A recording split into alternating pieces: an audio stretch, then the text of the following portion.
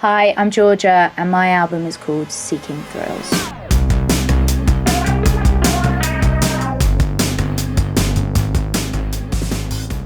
So the title of the album is called Seeking Thrills, and I guess it kind of came to me quite at the end of making the record. I had these bunch of songs that all had this kind of common theme of kind of like escapism and euphoria and sort of this idea of doing something out of the ordinary. I did this interview in Portugal with this amazing student who was writing.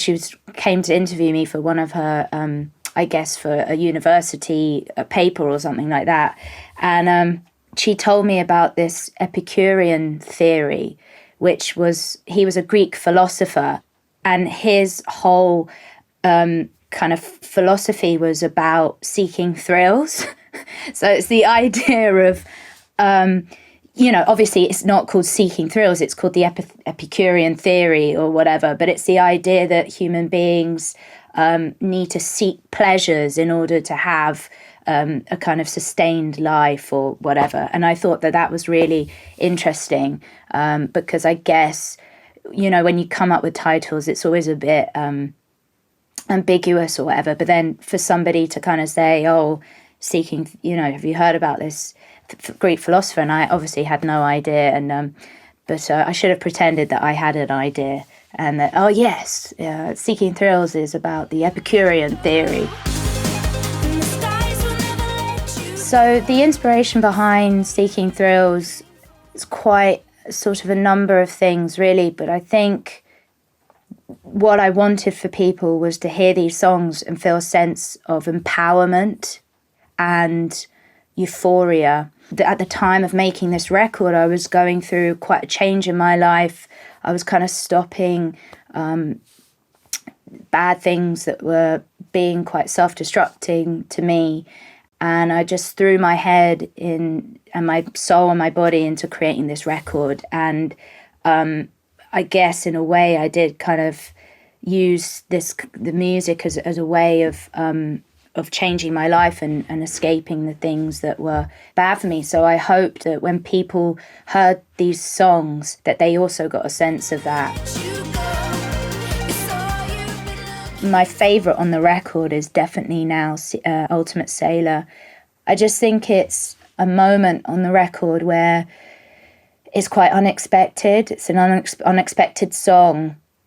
And it was really cool the way we did it. A keyboardist called Hinako Amori played keys, and then Sean did live kind of keys bass, and I did a live take of my vocals. So that whole song is a live take. And that felt really kind of very special. I like the way that the sea noise comes in at the end, and you sort of feel like you've been on this kind of little journey across the ocean. And there's something for me very kind of calming but also, seeking about it. And it's always fascinated me why people want to go and sail the oceans. But it's a song which I really love. My hope was that people obviously listened to my music, but I didn't think that, I didn't anticipate the sort of reaction that we got from when Started Out came out and then About at the Dance Floor.